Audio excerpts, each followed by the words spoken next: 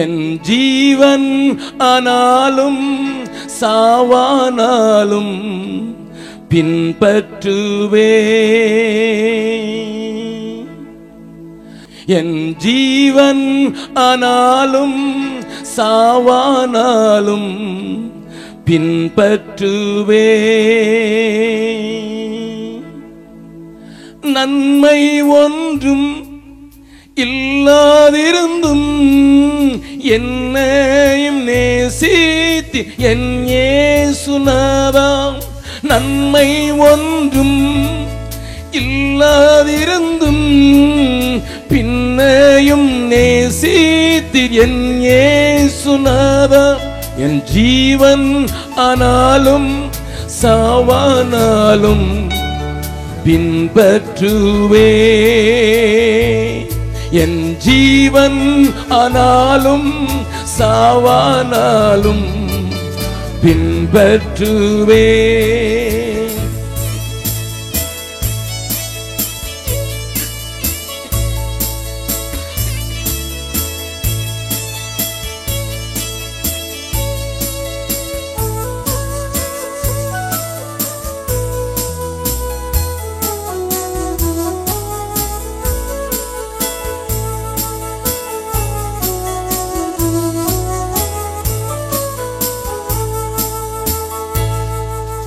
திறப்பில் நிற்க தவறினேனே, தேசம் அழியாமல் காத்திடவே.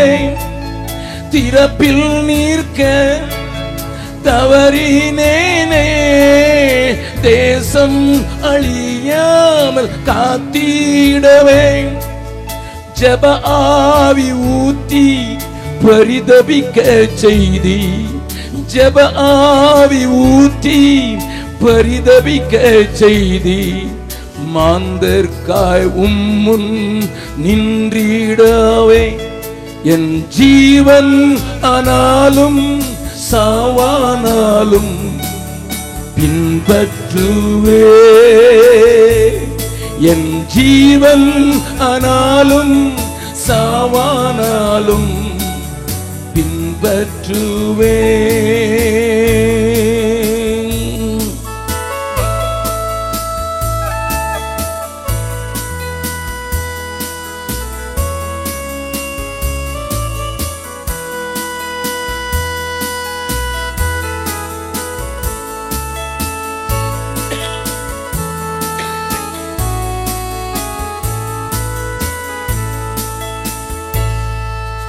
பரிசுத்த வாஞ்சை பரமன் ஸ்நேகம் தேடிடவே மறந்திட்டேனே. பரிசுத்த வாஞ்சை பரமன் ஸ்நேகம் தேடிடவே மறந்திட்டேனே. பரிசுத்த ஆவி பருகிட செய்தி, பரிசுத்த ஆவி பருகிட செய்தி. நித்தமும் உம் பணி செய்திடவே. என் ஜீவன் ஆனாலும் சாவானாலும் பின்பற்றுவே. என் ஜீவன் ஆனாலும் சாவானாலும் பின்பற்றுவே.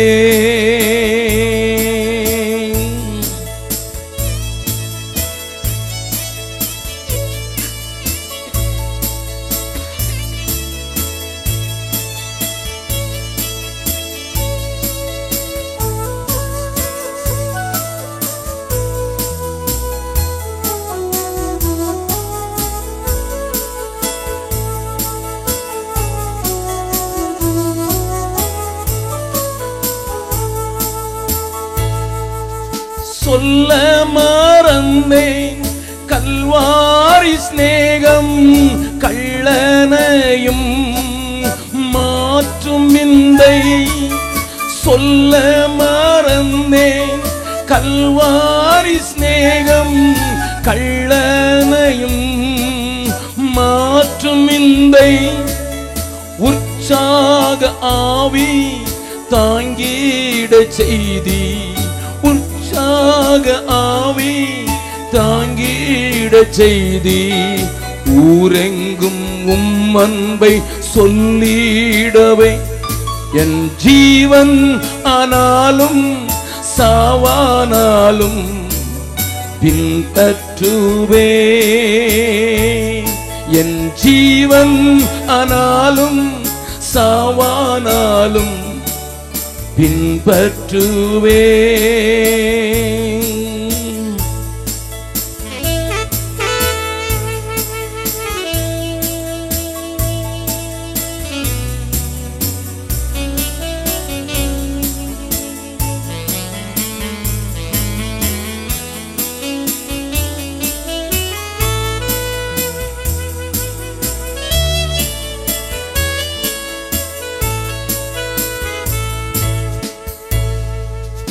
உலகின் மாயை வலையில் வீழ்ந்தேன் தப்பிடாமல் சிக்குண்டேனே உலகின் மாயை வலையில் வீழ்ந்தேன் தப்பிடாமல் சிக்குண்டேனே உன்னத ஆவி ஊற்றி மகிழ்ந்தி உன்னத ஆவி ஊற்றி மகிழ்ந்தி வெறுத்திட்டேன் உலகத்தின் பெருமைகளை என் ஜீவன் ஆனாலும் சாவானாலும்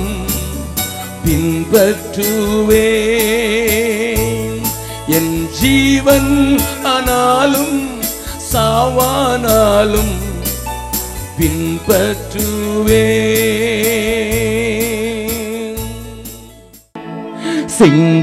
சிங்காசனத்தில் வீற்றிருக்கும் பரிசுத்தரே பரிசுத்தரே ஆராதனை உமக்கு ஆராதனை ஆராதனை உமக்கு ஆராதனை ஆராதனை உமக்கு ஆராதனை ஆராதனை உமக்கு ஆராதனை ஏழு குத்து விளக்கின் மத்தியிலே உலாவி வரும் எங்கள் பரிசுத்தரே ஏழு குத்து விளக்கின் மத்தியிலே உலாவி வரும் எங்கள் பரிசுத்தரே ஆராதனை உமக்கு ஆராதனை ஆராதனை உமக்கு ஆராதனை ஆராதனை உமக்கு ஆராதனை உமக்கு ஆராதனை கேருபீன்கள் சேராபீன்கள் போற்றிடும் எங்கள் பரிசுத்தரே கேருபீன்கள் சேராபீன்கள் போற்றிடும் எங்கள் பரிசுத்தரே ஆராதனை உமக்கு ஆராதனை ஆராதனை உமக்கு ஆராதனை ஆராதனை உமக்கு ஆராதனை ஆராதனை உமக்கு ஆராதனை எங்கள் மத்தியிலையும் உலாவி வாங்க ஆண்டவரே எங்களோடு கூட இடைப்பட்டு விடுங்கள் ஆண்டவரே இயேசு கிறிஸ்துவின் இன்ப நாமத்தில் ஜெபம் கேளும் நல்ல பிதாவே ஆமென். உட்காரலாம். இந்த பட்டணத்திலே 3 நாட்களும் பேசும்படியாக தேவ சமூகத்தை நான் நோக்கி காத்திருந்த போது ஆண்டவர் தெளிவான ஒரு காரியத்தை பேசும்படியாக என்னோடு இடைப்பட்டபடியினாலே அந்த வசனத்தை பேசுவதற்கு பூரணமாக ஒப்புக் கொடுத்தவனாக நான் உங்கள் மத்தியிலே நிற்கிறேன்.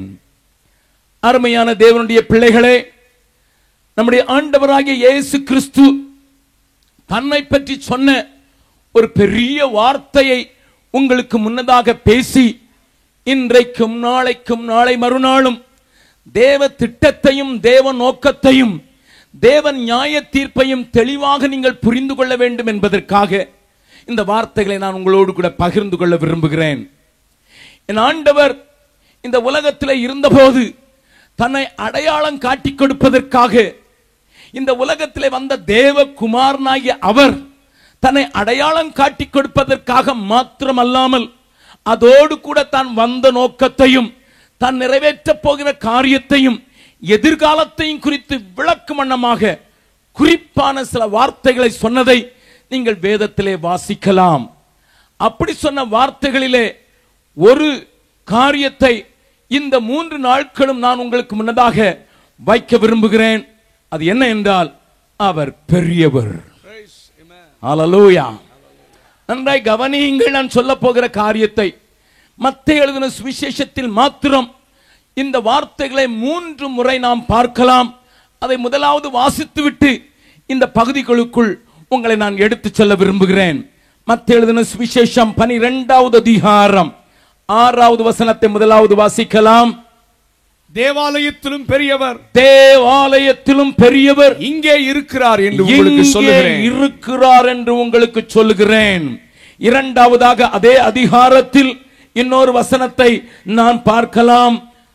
41வது வசனத்தை வாசிக்கலாம். யோனாவின் பிரசங்கத்தை கேட்டு, யோனாவின் பிரசங்கத்தை கேட்டு நினிவே பட்டணத்தார் மனம் திரும்பினார்கள். நினிவே பட்டணத்தார் மனம் திரும்பினார்கள். இதோ இதோ யோனாவிலும் பெரியவர் இங்கே இருக்கிறார், யோனாவிலும் பெரியவர் இங்கே இருக்கிறார் என்று ஆண்டவர் தன்னை குறித்து இன்னொரு காரியத்தை விளக்குகிறார். மூன்றாவதாக 42வது வசனத்தை வாசிக்கலாம். தென் தேசத்து ராஜஸ்திரீ, தென் தேசத்து ராஜஸ்திரீ பூமியின் எல்லைகளில் இருந்து சாலமோனுடைய ஞானத்தை கேட்க வந்தார். சாலமோனுடைய ஞானத்தை கேட்க வந்தார். இதோ சாலமோனிலும் பெரியவர் இங்கே இருக்கிறார், சாலமோனிலும் பெரியவர் இங்கே இருக்கிறார். இந்த 3 வார்த்தைகளை என் ஆண்டவர் தெளிவாக பேசினதை நீங்களும் நானும் சில பாடல்களிலே பாடியிருக்க முடியும், அல்லது நினைவுக்கு கொண்டு வந்து இதனை தியானித்திருக்க முடியும், அல்லது ஏதோ அதை சொல்லியிருக்கிறார் என்று சொல்லி கவலையினமாக கடந்து சென்றிருக்க முடியும்.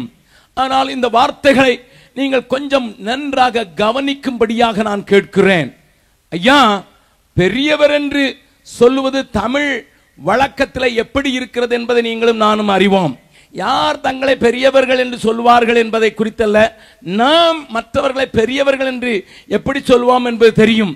பகுத்தறிவு இயக்கத்தை ஆரம்பித்து இந்த தமிழகத்தில் பகுத்தறிவை புகுத்த வேண்டும் என்று சொல்லி பலவிதமான சீர்திருத்த கொள்கைகளை, பலவிதமான ராடிக்கல் தாட்ஸ் என்று சொல்வார்களே, அப்படிப்பட்ட புரட்சிகரமான காரியங்களை மக்கள் மனதிலே போடுவதற்கு தன்னுடைய வாழ்நாளை ஒப்புக் கொடுத்திருந்த ஈ.வே. ராமசாமி பெரியார் அவர்களை நாம் பெரியார் என்று சொல்லுகிறோம்.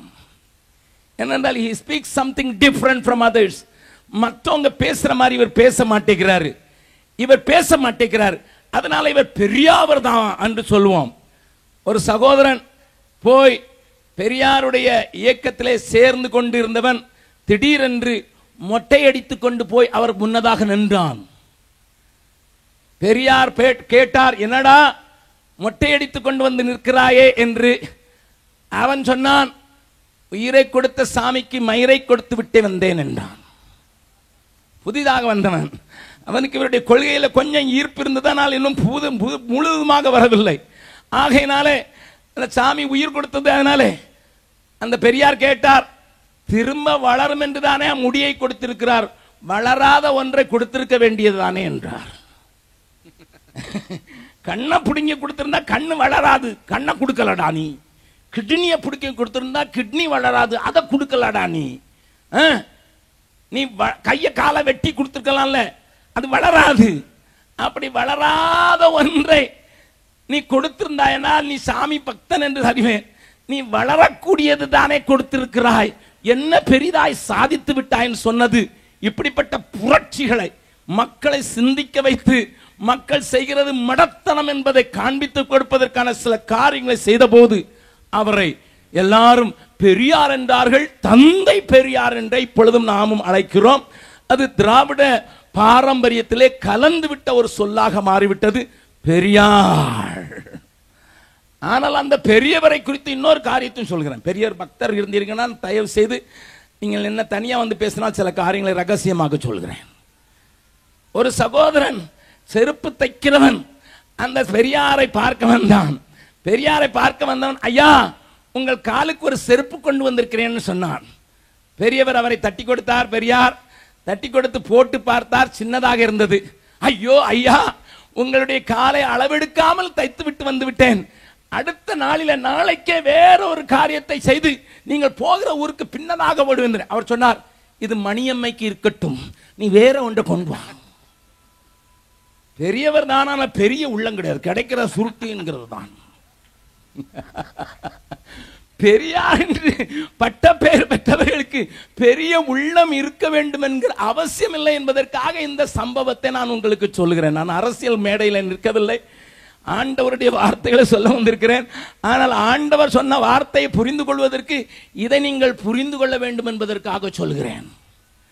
போன வாரத்திலே தமிழ்நாட்டிலே என்னதான் நடக்கிறது என்று தமிழ் செய்தியை வைத்து என்னுடைய வீட்டிலே பார்த்து கொண்டிருந்தேன். திடீரென்று காஞ்சி பெரியவாளை குறித்து ஒரு காரியம் வந்தது. அவர் ஒரு நீதிபதியோடு கூட பேசின அந்த டெலிபோன் கான்வர்சேஷன், அந்த தொலைபேசி கான்வர்சேஷனை ரெக்கார்ட் பண்ணி அங்கே ஒலிப்பதிவு செய்து அந்த டிவியிலே போட்டுக் கொண்டிருந்தார்கள். என்ன போட்டுக் கொண்டிருந்தார்கள்? பெரியவர் சொல்கிறார், என்ன சொல்கிறார்? நீதிபதி ஐயா, நம்ம மேல கருணை காட்டுங்க, உங்களுக்கு கொடுக்க வேண்டிய மாமூல ஒழுங்கா கொடுத்துருவோம், இப்ப வர வேண்டிய வருமானம் கொஞ்சம் குறைவா இருக்கிறதுனால 2 இன்ஸ்டால்மெண்டா கொடுக்கணும் அப்படின்னு அவர் சொல்றதாக. உங்களுக்கு கதை தெரிஞ்சிருக்கும். என்ன காட்டில் நீங்க தானே தமிழ்நாட்டில் இருக்கீங்க. நான் வட இந்தியாவில் இருக்கும்போது சும்மா தமிழ்நாட்டில் என்ன நடக்குன்னு பார்த்தா, நீதிபதிக்கு கொடுக்க வேண்டியதை கொடுக்கிறதுக்கு இன்ஸ்டால்மெண்ட்ல கொடுக்கிறதுக்கு பெரியவா அவர் டைம் கேட்கிறாரு. அவரையும் பெரியவா என்றே சொல்லுகிறோம். இப்பொழுது இருக்கிற இளைஞர்களை கேட்டால் அவர்கள் சொல்வார்கள், பெரியவர்லாம் இப்ப சொல்ல மாட்டாங்க, பெருசு வந்திருக்கு பாருங்க. இப்ப இருக்கிற இளைஞர்கள் வாலிபர்கள் பெரியவர் அந்த மரியாதை எல்லாம் போச்சு. அப்பாவையே அல்லது வீட்டில் இருக்க தாத்தா பாட்டியை பெருசு எப்ப நாம் போய் தொலையுமோ அதை இப்பொழுது அக்கிரனை பொருளாக ஒரு மிருகத்துக்கு சமானமாக மாற்றிவிட்ட கொடுமையான காலம் ஐயா. இந்த காலத்தில் என் ஆண்டவர் தன்னை பெரியவர் என்று சொன்னால் எதற்காக சொல்றார்? அது ஒரு பெருசுன்னு நினைக்கிறதுக்கு அல்ல, அதை புரிந்து கொள்ள வேண்டிய விதமாய் புரிந்து கொள்வதற்காக உங்களோடு கூட நான் பேச விரும்புகிறேன். தேவன் நம்மை தெளிவான சத்தியத்திற்கு நேராகவும் தெளிவான காரியத்துக்கு நேராகவும் வழி நடத்துவார் என்று நான் விசுவாசிக்கிறேன். அருமையான தேவனுடைய பிள்ளைகளே, ஆண்டவர் இந்த வார்த்தைகளை சொல்லும்போது அவருக்கு வயது 30 தாண்டிய கொஞ்ச காலங்களே. Can you just imagine? ஒரு 30 years young man, ஒரு 30 வயசு யங் மேன் நின்னுங்கிட்டு நான் அவரை காட்டிலும் பெரியவர் இவரை காட்டிலும் பெரியவர்னு சொன்னா நீங்க என்ன நினைப்பீங்க? ஆளுக்கு நட்டு கலண்டுட்டு அப்படித்தானே நினைப்பீங்க. 30 வயசு வாலிபனாகிய ஒரு மனிதன் எழுந்து நின்று நான் தேவாலயத்திலும் பெரியவர் என்று சொல்வார் என்றால் அதற்கு பெரிய ஒரு காரியம் உண்டல்லவோ? என் ஆண்டவருடைய வாக்கிலே வல்லமை உள்ளவோ? அது வண்ணாந்திரங்களை முறிக்கிறதற்கு, கண்மலைகளை பெயர்ப்பதற்கு வல்லமை உள்ள அந்த வார்த்தைகளிலே ஏதோ ஒரு ரகசியம் இருக்கிறது அல்லவோ? நன்றாய் கவனியுங்கள், நன்றாய் கவனியுங்கள். சமாரிய ஸ்திரீயாகிய அந்த பெண் அவரை பார்த்து ஒரு கேள்வி கேட்டாள். என்ன கேள்வி கேட்டால் தெரியுமா?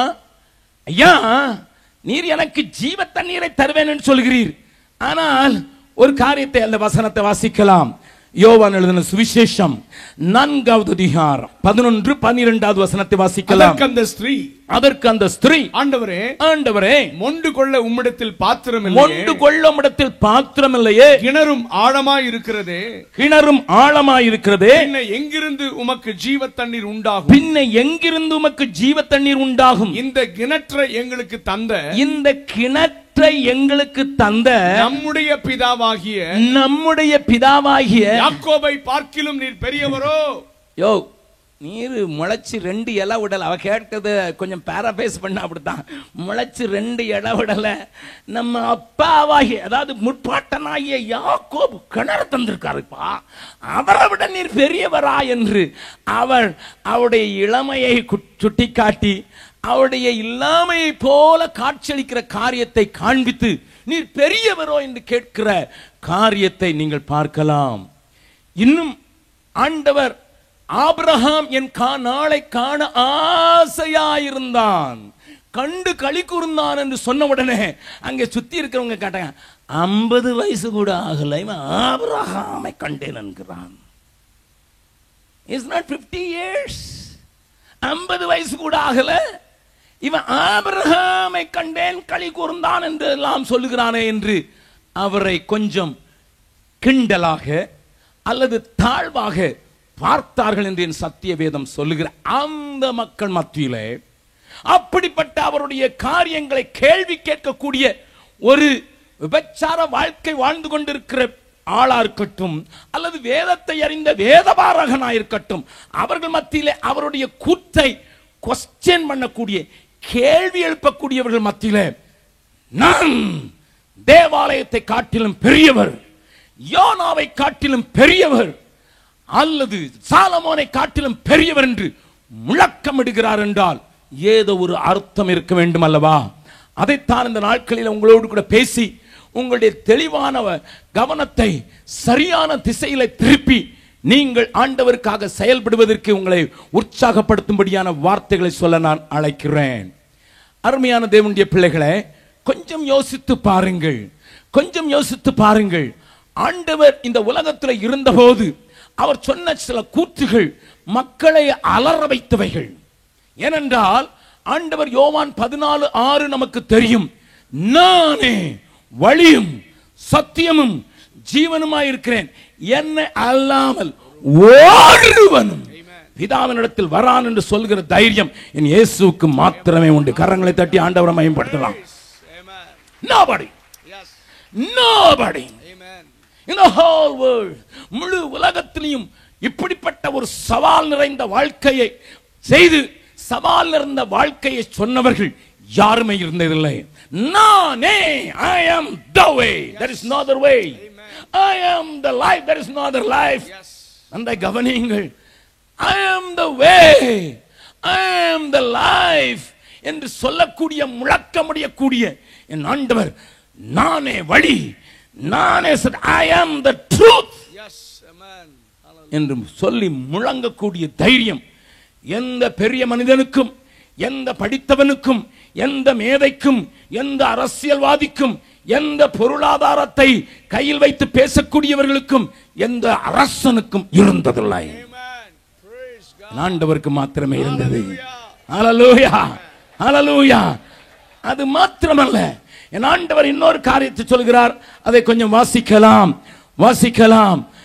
யோவான் எழுதின சுவிசேஷம் 8வது அதிகாரம் 46வது வசனம்.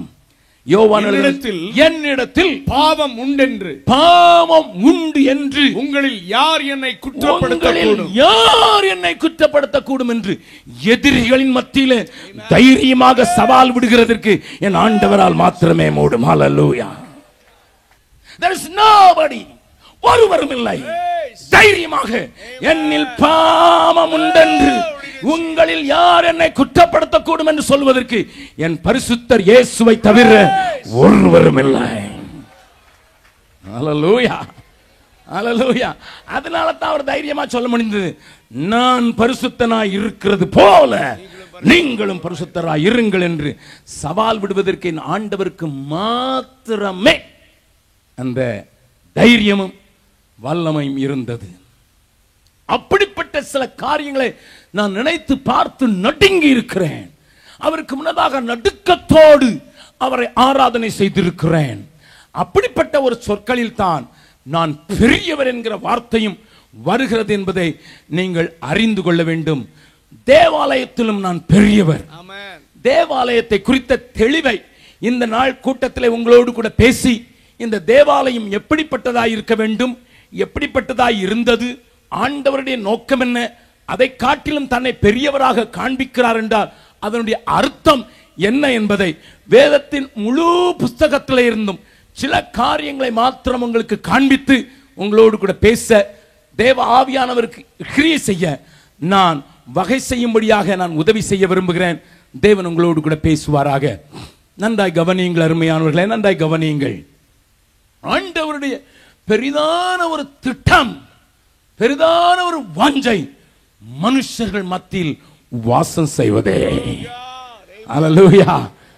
ஆதாமையும் ஏவாளையும் உண்டாக்கி நன்றாயிருக்கிறது, மிகவும் நன்றாயிருக்கிறது என்று சொல்லி அழகான ஒரு தோட்டத்திலே அவர்களை பண்படுத்தவும் காவல் காக்கவும் வைத்துவிட்டு அனுதினமும் அவர்கள் மத்தியிலே உலாவி வர வேண்டும் என்று விரும்பின நல்ல ஆண்டவர் என்று என் சத்திய வேதம் அவை சொல்லுகிறது.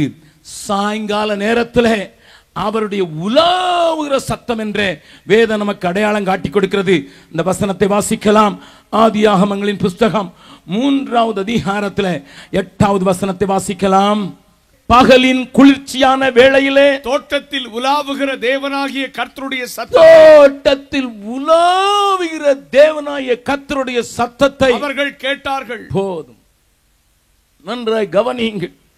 மனிதனை உண்டாக்கி அவனோடு கூட உலா வந்து அவனோடு கூட உறவு கொண்டு அவனோடு கூட சிநேகம் வைத்து அவனோடு கூட தன்னுடைய திட்டங்களையும் தன்னுடைய சொப்பனங்களையும் பகிர்ந்து கொள்ள வேண்டும் என்று வாஞ்சித்த ஆண்டவர் அல்லவோ குளிர்ச்சியான நேரத்தில் அந்த சாயங்காலத்திலே உலாவி வந்தார்.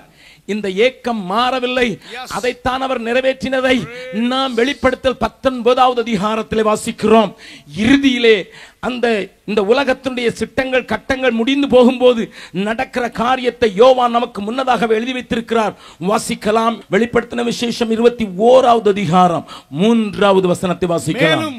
மேலும் பரலோகத்திலிருந்து உண்டான ஒரு பெரும் சத்தத்தை கேட்டேன். ஒரு பெரும் சத்தத்தை கேட்டேன்.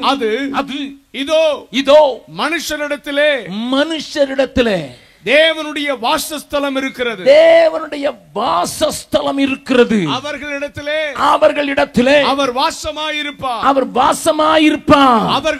அவர்களும் அவருடைய ஜனங்களாயிருப்பார்கள். தேவன் தாமே அவர்களோட இருந்து அவர்களுடைய தேவனாயிருப்பார். தேவன் தம்முடைய காரியத்தை நிறைவேற்றின பின்பு அங்கே ஒரு பெரும் சத்தம் கேட்கிறது. The early desire of my God, the early desire of my heart, என் ஆண்டவருடைய ஆரம்ப கால கனவு விருப்பம் நிறைவேறுகிறது. இதோ மனுஷரின் மத்தியில் தேவாதி தேவனே வாசம் செய்கிறாரே. இதோ மனுஷரின் மத்தியில் தேவாதி தேவனே வாசம் செய்கிறாரே. இதோ மனுஷரின் மத்தியில் வாசம் செய்கிறேன் என்று சொல்லுகிற அந்த கொக்கரிப்பின் சத்தம் பெரு சத்தமாக, பெரிய சத்தமாக, பரலோகத்தையே உலுப்புகிற சத்தமாக இருக்கிற காட்சி அங்கே நிறைவேறும் வசனத்தை நாம் வெளிப்படுத்தலிலே வாசிக்கிறோம். ஆக நீங்களும் நானும் புரிந்து கொள்வது என்ன? தேவனுடைய ஒரு பெரிதான வாஞ்சை, ஒரு பெரிதான டிசைர் என்று சொல்லுவேன், விருப்பம் என்ன? மனிதர்கள் மத்தியிலே வாசம் பண்ணி அவர்களோடு உலாவி அவர்களோடு கொஞ்சி குலாவி வாழ வேண்டும் என்று. ஆனால் நீங்களும் நானும் அறிந்திருக்கிறபடி அந்த மனித குலம் கீழ்ப்படியாமை என்கிற பாவத்திலே தள்ளப்பட்ட போது ஒரு காரியம் நடந்தது. லிசன். ஆண்டவருடைய வார்த்தைக்கு, ஆண்டவருடைய ஆலோசனைக்கு, ஆண்டவருடைய விருப்பத்திற்கு மாறாக மனிதன் கீழ்ப்படியாமை என்கிற காரியத்தை உள்ளே கொண்டு வந்த போது அவனுக்குள்ளே ஒரு ஆவி கிரியை செய்த என்பதை பவுல் நமக்கு அழகாக சுட்டி காண்பிக்கிறார். வாசிக்கலாம். எபேசியருக்கு எழுதின நிருபம் 2வது அதிகாரம் 2வது வசனத்தில் நாம் அந்த காரியத்தினுடைய காரியங்களை புரிந்து கொள்ளும்படியாக பவுல் எழுதுகிறார். அவைகளில் நீங்கள் முற்காலத்திலே இவ்வுலக வழக்கத்திற்கு ஏற்றபடியாகவும் கீழ்ப்படியாமையின் பிள்ளைகளினிடத்தில் இப்பொழுது கிரியை செய்கிற ஆகாயத்து அதிகார பிரபுவாகிய ஆகாயத்து அதிகார பிரபுவாகிய ஆவிக்கேற்றபடியாகவும் நடந்து கொண்டீர்கள். அந்த பிசாசின் ஆவிக்கும் அவனுடைய ஆலோசனைக்கும் மனிதன் செவி கொடுத்த போது ஆண்டவருடைய கட்டளையை, ஆண்டவருடைய விருப்பத்தை உடைத்து சிதறடித்து கீழ்ப்படியாமை என்கிற பாவத்திற்கு உட்பட்ட போது அது உடைக்கப்பட்டு தேவ சந்நிதியிலிருந்து விலக்கப்பட்ட காரியத்தை நீங்களும் நானும் அறிவோம். தேவ ஜனமே, கீழ்ப்படியாமை எதை கொண்டு வந்துவிடும் என்று மாத்திரம் வேதத்தின் பக்கங்களை நீங்கள் புரட்டினால் நீங்கள் வெலவெலத்து போவீர்கள். கீழ்ப்படியாமை என்கிற ஒரு சின்ன பாவம் எத்தனை பெரிய அழிவை கொண்டு வந்து விடும் என்பதை நீங்களும் நானும் வேதத்தின் அடிப்படையிலே ஆராய முற்பட்டோம் என்றால் அது எத்தனையாய் நம்மை கேட்டுக்குள் கொண்டு விடும் என்பதை நீங்கள் அறிவீர்கள். என்றால் கீழ்ப்படியாமை என்கிற ஆவி, ஒரு பிசாசின் ஆவி எனக்குள்ளே கிரியை செய்ய ஆரம்பிக்கும் போது ஒரு மனிதனுடைய கீழ்ப்படியாததினாலே உலகத்தில் இருக்கிற அத்தனை பேருக்குள்ளையும் ஒரு பெரிய பாவம் குடிகொள்ள ஆரம்பித்து விட்டதை நமக்கு ரோமரிலே பவுல் எழுதுகிறார். God's heart was longing to see people, obedient people. தேவனுக்கு கீழ்ப்படுகிற, தேவ சத்தத்துக்கு செவி கொடுக்கிற, தேவ சத்தத்துக்கு தன்னை முற்றிலும் ஒப்பு கொடுக்கிற ஒரு கூட்டத்தை தேவன் தேடி திரிய ஆரம்பிக்க அந்த நாளிலே இருந்துதான் இன்னொரு மனிதனை கண்டுபிடிக்கிறார். ஒருத்தன் நீதியாய் வாழ்கிறான், நோவா. அவனை காத்து ஆண்டவர் சொன்ன காரியத்தின்படி அவன் செய்து முடித்தான் என்றும் வேதம் சொல்லுகிறது. கொஞ்சம் வேகமாகவே போக விரும்புகிறேன். நான் சொல்ல வந்த காரியங்களை புரிந்து கொள்ளும் முன்னமாக வாசிக்கலாம், ஒரு வசனத்தை மாத்திரம் வாசிக்கலாம். ஆதியாகமம் 6வது அதிகாரம் 22வது வசனத்தை வாசிக்கலாம். அப்படியே செய்தான், நோவா அப்படியே செய்தான். தேவன் தனக்கு கட்டளையிட்டபடியெல்லாம் அவன் செய்து முடித்தான். தனக்கு கட்டளையிட்டபடியெல்லாம் செய்து முடித்தான். இதுதான் காரணம், இதுதான் ரகசியம். 9வது வசனத்திலே பார்க்கலாம். அதே அதிகாரத்திலே நோவாவின் வம்ச வரலாறு. நோவா தன் காலத்தில் இருந்தவர்களுக்குள்ளே நீதிமானும் உத்தமனுமாயிருந்தான். நோவா தேவனோட சஞ்சரித்துக் கொண்டிருந்தான். நன்றாய் கவனியுங்கள். wherever there is obedience, God wants to identify with that person. எங்கே கீழ்ப்படிதல் உண்டோ அங்கே அந்த ஜனத்தோடு ஆண்டவர் ஒட்டிக் கொள்கிறார். நோவா கர்த்தருக்கு கீழ்ப்படிந்ததினாலே, கர்த்தருடைய கட்டளைகளுக்கு அவரோடு கூட சஞ்சரிக்கிற இவன் கீழ்ப்படிவான் என்கிற தைரியத்தில் ஒரு பெரிய காரியத்தை செய்யும்படியாக அவனுக்கு கட்டளையிட்டார். அதை அவன் செய்து முடித்தான். Now he found one man, a small man, and his family, a small family. ஒரு சின்ன குடும்பம், பூமியில வேறு யாரும் இல்லை. இந்த குடும்பத்தின் மூலம் அவர்களோடு கூட நான் சஞ்சரிப்பேன் என்று அவர் நினைத்த நினைவிலே அந்த குடும்பத்தாலும் ஏமாற்றப்பட்டு விட்டான். நோவா திராட்சை தோட்டத்தை உண்டாக்கி அதன் கனியிலே தனக்கு கிடைத்த காரியத்திலே களிகூற ஆரம்பித்த போது வஸ்திரம் விலகி நிர்வாணியாய் படுத்துக் கொண்டிருந்ததை என் வேதம் சொல்லுகிறது. நன்றாய் கவனிங்கள். தேவ மனிதன் தான், ஆனால் தனக்கு அதிக ஆசீர்வாதம் வந்து அதை சாப்பிடுவதற்கு பூமியில வேறு யாரும் இல்லை என்கிற நிலைமைக்கு வந்து தனக்காகவே வாழ வேண்டும் என்கிற ஒரு சந்தர்ப்பத்தில் அவன் வந்தபோது நன்றாக குடித்து வெறித்து, brothers, sisters, my dear people of God, எது ஊழியத்திலேயே நடக்கலாம், தனி வாழ்க்கையிலும் நடக்கலாம். எங்கே அதிகம் ஒரு சின்ன கூட்டத்திற்கு மாத்திரம் தரப்படுமானால் அந்த கூட்டம் உலகத்தை மறந்துவிடும், மற்றவர்களை மறந்துவிடும். அவர்கள் என்ன நிலைக்கு தள்ளப்படுகிறார்கள் என்பதை அவர் புரிந்து கொள்ளாமல் போவார்கள். அங்கே வஸ்திரம் விலைப்படுத்திருந்த நோவாவினுடைய காரியத்தை அவன் மகன் கண்டு கேலி பேசி சகோதரர்களுக்கு சொன்னதினால் சாபம் என்கிற வார்த்தை மறுபடியும் பூமிக்குள்ளே வருகிறது. சபிக்கப்பட்ட பூமியை சுத்திகரிப்பதற்கு ஆண்டவர் அந்த ஜலப்பிரளயத்தை அனுப்பியிருந்தார். ஆனால் இந்த மனிதனுடைய விழுகையும் அதை பின்பற்றின அவனுடைய மகனுடைய கேடான சிந்தையும், நன்றாக கவனியுங்கள், ஒரு தேவ மனிதனுடைய விழுகையும் அவனை பின்பற்றின கேடான சிந்தையுள்ள அவனுடைய பிள்ளையும் அந்த பூமியில எது வேண்டாம் என்று சொன்னார் அந்த சாபம் மறுபடியும் உள்ளே வந்து விட்டது. நன்றாய் கவனிங்கள் ஐயா. கொஞ்சம் நான் உங்களுடைய கவனத்தை தெளிவான டைரக்ஷன்ல கொண்டு போகணுங்கிறதுக்காக இந்த ஆரம்ப வரிகளை கொஞ்சம் சொல்ல விரும்புகிறேன். சாபமுள்ளே வந்துவிட்ட நிலையிலே தேவன் மீண்டும் அங்கலாய்க்கிறார். I cannot go among them. அவர்களோடு கூட உலாவக்கூடாத ஒரு சூழ்நிலையில நான் தள்ளப்பட்டு விட்டேன் என்கிற அந்த காரியம் அவரை உடைய செய்கிறது. ஆனால் என் ஆண்டவர் கைவிடாத தெய்வம் அல்லவா, தன்னுடைய திட்டத்தை நிறைவேற்றுவதற்கு யாரையாயிலும் தேடுவேன் அல்லவா. இன்னொரு கீழ்ப்படியக்கூடிய ஒரு மனிதனை தேடுகிறார். அவனுடைய பெயர் ஆபிரகாம். ஹல்லேலூயா. அவனை குறித்து வேதம் சொல்லுகிற ஒரு வார்த்தையை உங்களுக்கு காண்பித்து கொடுக்கிறேன். எபிரேயருக்கு நிருபம் 11வது அதிகாரத்தில் கொஞ்சம் வேகமாகவே சில காரியங்களை நான் காண்பித்து கொடுக்க விரும்புகிறேன். நன்றாய் கவனியுங்கள். 8வது வசனத்தை விசுவாசத்தினாலே ஆபிரகாம் தான் சுதந்திரமாக பெறப்போகிற இடத்திற்கு போகும்படி அழைக்கப்பட்ட போது கீழ்ப்படிந்து தான் போகும் இடம் இன்னதென்று அறியாமல் புறப்பட்டு போனான். கர்த்தருடைய பரிசுத்த நாமத்துக்கு ஸ்தோத்திரம். Wherever there is a obedience, God wants to get along with that person. பக்கத்தில் உங்க கையை பிடிச்சு சொல்லுங்க, கீழ்ப்படிஞ்சிட்டா கர்த்தர் கூடவே வருவார். அடிக்கடி ஃபாதர் பாட்டை பாடுவீங்க, இயேசு கூட வருவான். அடுத்தால அதுக்கு முன்னால ஃபாதர் விட்டுட்டார் ஒண்ணு. நீ கீழ்ப்படிஞ்சாதான் கூட வருவார். இயேசு கூட வருவார். எல்லாவித அற்புதம் செய்தா இது எனக்கு வேணும், எல்லாருக்கும் வேணும். எப்படியாவது கூட வந்து ஒரு அற்புதத்தை செய்யும் ஆண்டவரே. மகளுக்கு கல்யாணமாகாம கிடக்குது, ஒரு அற்புதத்தை செய்யும். வேலை இல்லாம மகன் சுத்திட்டு அவனுக்கு ஒரு அற்புதத்தை செய்யும். எங்க வீட்டுக்காரர் குடிக்கிறார், ஒரு அற்புதத்தை செய்யும். இயேசு கூட வருவார். ஆனா அதுக்கு முன்னால இருக்கிறது கீழ்ப்படிது. Hallelujah. If you obey God, God has to come with you. Amen.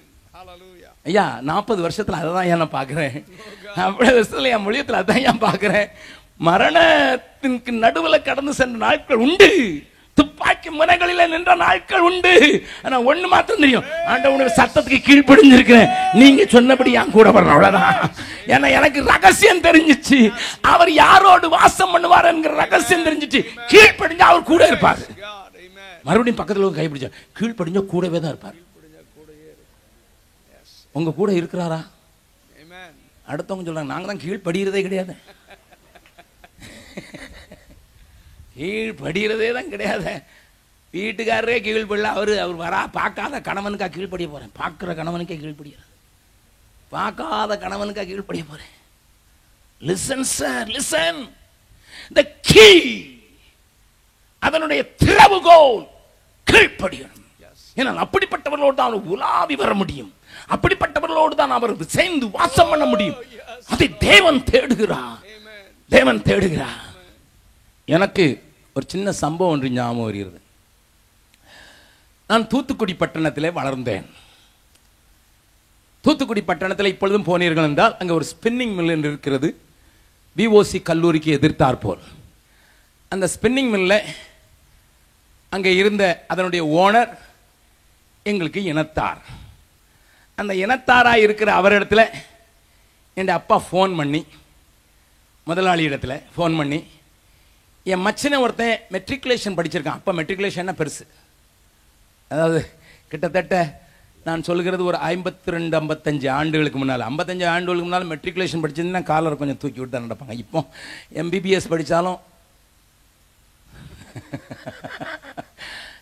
நான் சின்ன பையனாக இருக்கும்போது ஒரு சினிமா பாட்டில் பாடுவாங்க, பிஏ படிப்பு பெஞ்சு துடைக்குது அப்படின்னுட்டு. இப்போ பிஏ படிப்பு பெஞ்சு துடைக்கலை, பெஞ்சை தூக்குது. எங்கள் அப்பா அவங்க ஃபோன் பண்ணி, என் மச்சனை ஒருத்தன் இருக்கிறான், மெட்ரிகுலேஷன் படிச்சிருக்கான், நல்லா கொஞ்சம் துருன்னு இருப்பான், நல்லா துடிப்பாக இருப்பான். அவன் நம்ம உங்கள் கம்பெனியில் எப்படியாவது ஒரு வேலை போட்டு கொடுங்க, ஆஃபீஸில் போட்டிங்கன்னா நல்லாயிருக்கும் அப்படின்னு சொல்லி எங்கள் அப்பா ஃபோன் பண்ணாங்க. அவர் சொன்னாங்க, பையனை அனுப்புங்க, நம்ம கம்பெனி, நீங்கள் நம்ம ஆள், உங்களுக்கு கொடுக்காம யார் கொடுக்குறேன்னு சொல்லிட்டு எனக்கு மாமா, எங்கள் தாய் மாமாவை எங்கள் அப்பா கூப்பிட்டு, டேய் போ, அவர் பேரையும் சொல்கிறேன் ஏன்னா உயிரோடு தான் இருக்கிறார், இல்லாத ஆளை பற்றி பேசுறது இல்லைன்னா இந்த செய்தி அவரும் கேட்பார், அவருக்கு தெரியும் என்னன்னு சொல்கிறேன், நான் போய் சொல்லலைன்னு தெரியும். ஜெயராஜ் இங்கே வாடா, அங்கே அவர் கூப்பிட்டாரு, நீ போய் நாளைக்கு 9 மணிக்கு அவரை போய் பார். எங்கள் மாமா நல்லா நீட்டாக ட்ரெஸ் பண்ணி நல்ல பேண்ட்டெல்லாம் போட்டு, இப்போ தான் பேண்ட் எல்லாரும் போடுறாங்க லேடிஸ் வரைக்கும். அந்த காலத்தில் பேண்ட் போடணும்னா அது ஒரு பெரிய அது இதெல்லாம் நான் பழைய காலத்து கதையை சொல்கிறேன், ஏன்னா நானும் ஒரு பழைய ஆள் தானே. பேண்ட்டெல்லாம் போட்டு நல்லா இன் பண்ணிக்கிட்டு நல்லா சென்ட்டுக்கிட்டெல்லாம் அடிச்சுக்கிட்டு எங்கள் மாமா அங்கே போனார். போன உடனே முதலாளி இருந்தார், அவர் பேர் சின்னமணி. அவர் இருந்தார். அவர், வாடா தம்பி, மண்ணியை பற்றி தான் உங்கள் அத்தான் ஃபோன் பண்ணாரா? ஆமையா, அவனுக்கு எல்லா வேலையும் தெரியும்ல, செய்வையா, கொடுத்தா செய்வையா. சரி, அந்த வெளியே ரூமில் போனீங்கன்னா அங்கே ஒரு மண்வெட்டி இருக்குது, எடுத்து அங்கே இருக்கிற 4 தென்னை மரத்துக்கும் சுற்றி கொஞ்சம் வெட்டி அதில் கொஞ்சம் வரப்பு வச்சுட்டு வா. எங்கள் மாமா சென்ட் அடிச்சுட்டு போனார். அவருக்கு சென்ட் வெளியே வருது. இப்போ நான் மெட்ரிகுலேஷன் படிச்சிருக்கேன், அதுவும் எங்கள் அத்தா ரெக்கமெண்ட் பண்ணி சொந்தக்காரன்னு சொல்லி அனுப்பியிருக்கிறாரு. நம்ம சொந்தக்காரடா, அவர் கம்பெனிடா. வந்த இடத்துல என்னை மண்வெட்டி தூக்கி தென்னை மரத்துக்கு 6 தென்னை மரத்துக்கு பாத்தி பிடிக்க சொல்கிறான் அப்படின்னு சொல்லிட்டு, அப்படியா ஐயா அப்படின்னு சொல்லிட்டு கேட்டு திறந்து இல்லையோ ஓடியே வந்துட்டார். ஓடி வந்தது வீட்லேயும் சொல்லலை. சாயங்காலமாக வந்தார். என்னடா போனியா கம்பெனிக்கு? ஆமாம், கம்பெனி போனால் எனக்கு ஹெட் கிளார்க் போஸ்ட் கொடுத்துட்டார். இதுக்கு மீதி கதையெல்லாம் பிறகு. நல்ல கவனிங்க. எங்கள் அப்பா 2 நாள் கழிச்சு, என்னையா பையன் இப்படி வேலை செய்கிறான்? பையன் அவன் வந்தவன் போன இடமே தெரியலையே, என்னையா செய்து? நான் வெண்ணு இல்லை, அவனை டெஸ்ட் பண்ணி பார்த்தவன் கீழ்ப்படிவானா? என் ஆஃபீஸில் இவனுக்கு கிளரிக்கல் போஸ்ட் கொடுத்து இவனை பணத்தெல்லாம் எண்ணுகிறதுக்கான ஒரு கேஷியராக மாற்றணும்னு நான் வச்சேன்னா, நான் சொல்கிற வேலையை செய்வானான்னு பார்க்குறதுக்கு ஒரு சின்ன டெஸ்ட் தான் வச்சேன். போய் அந்த தென்னை மரத்தை சுற்றி கொஞ்சம் பாத்தி பிடிட்டான்னு சொன்னேன். ஆளே காணுவோம். ஆளு பக்கத்தில் கையை பிடி சொல்லுங்க. கை உங்கள் கதையை தான் சொல்கிறாங்க. ஆண்டவர் உங்களை உயரமாக வைக்கணும்னு தான் கீழ்கடிய சொன்னார். நீனும் ஓடியே போயிட்டியப்பா, ஓடியே போயிட்டியே. அருமையான தேவனுடைய பிள்ளையே, கீழ்ப்படுகிற மனுஷனை போல ஒரு நல்ல மனுஷன் இந்த உலகத்தில் நீங்க பார்க்க முடியாது. ஹல்லேலூயா, ஹல்லேலூயா, ஹல்லேலூயா. நான் அடிக்கடி விரும்பி பாடுகிற பாடல், தேவ சித்தம் நிறைவேற எனையும் ஒப்படைக்கிறே, தேவ சத்தம் என்னுள்ளம் பலமாக தோனிக்குதே, தேவ சித்தம் நிறைவேற எனையும் ஒப்படைக்கிறேன், தேவ சத்தம் என்னுள்ளம் பலமாக தோனிக்குதே, முன்னறிந்து அழைத்தவரே முன்னின்று நலமுடன் நடத்துவார், முன்னறிந்து அழைத்தவரே முன்னின்று நலமுடன் நடத்துவார், சகலமும் நன்மைக்கென்றே சாட்சியாய் முடித்திடுவார், சகலமும் நன்மைக்கென்றே சாட்சியாய் முடித்திடுவார், தேவ சித்தம் நிறைவேற எனையும் ஒப்படைக்கிறேன், தேவ சத்தம் என்னுள்ளம் பலமாக தோனிக்குதே, கஷ்டம் எல்லாம் தொலையும் ஓர் நாள், கண்ணீரும் கவலையும் நீங்கும் மன்னாள், கஷ்டம் எல்லாம் தொலையும் ஓர் நாள், கண்ணீரும் கவலையும் நீங்கும் மன்னாள், ரெட்டிப்பான பங்கை பெற இரட்சகர் அழைத்திடுவார், ரெட்டிப்பான பங்கை பெற இரட்சகர் அழைத்திடுவார், தேவ சித்தம் நிறைவேற என்னையும் ஒப்படைக்கிறேன். தேவ சத்தம் என்னுள்ளம் பலமாக தோனிக்குதே. ஆபிரகாம் காணாத காரியத்தை பார்க்கும்படியாக அழைக்கப்பட்ட போது கீழ்ப்படிந்து புறப்பட்டு போகிறான். அவனுடைய கீழ்ப்படிதல் ஆண்டவரை அப்படியே அசத்தி வைத்து விடுகிறது. அவனுடைய கீழ்ப்படிதல், எல்லாவற்றுக்கும் கீழ்ப்படுகிற காரியம் ஆண்டவரை அப்படியே ஆக்கர்ஷிக்க பண்ண, அவன் பக்கத்துல இழுத்துக்கொள்ள வைக்கிறது. அதை ஆரம்பத்தில் மாத்திரமல்ல, ஆரம்ப நாட்களில் அவனை அழைத்த போது மாத்திரமல்ல, அவனுடைய இறுதியில ஆண்டவர் அவனுடைய குமாரனை, செல்ல குமாரனை, 100 வயதிலே பிறந்த ஈசாக்கை நீ எனக்கு தகன பலியிடு என்று சொல்லும் போதும் நோ question. நான் சமீபத்தில் என்னுடைய கூட்டங்களில் இதை சொன்னேன். அந்த நேரத்தில் ஈசாக்குக்கு வயது 37. ஐயா, அவன் ஒரு சிறு பிள்ளை அல்ல. ஈசாக்கை பலியிட கொண்டு போகும்போது அந்த ஆபிரகாமுக்கு ஆண்டவர் கொடுத்த கட்டளையை நிறைவேற்றுவதற்கு தன்னுடைய மகன் என்று சொல்லுகிற பிள்ளையாண்டனை கூட்டிக் கொண்டு போகும்போது ஈசாக்குக்கு வயது 37. Do not forget this. இதை நான் நிரூபிப்பதற்காக வேதத்தை கோட் பண்ண போகிறதில்லை. என்னுடைய மற்ற சீடியை கேட்டு வாசித்து கொள்ளுங்கள். அதில் நான் சொல்லியிருக்கிறேன். 37 வயது பெரிய ஆள். அவனை கூட்டிக் கொண்டு போய் அவனை பலிபீடத்தில் வைக்கிறான்.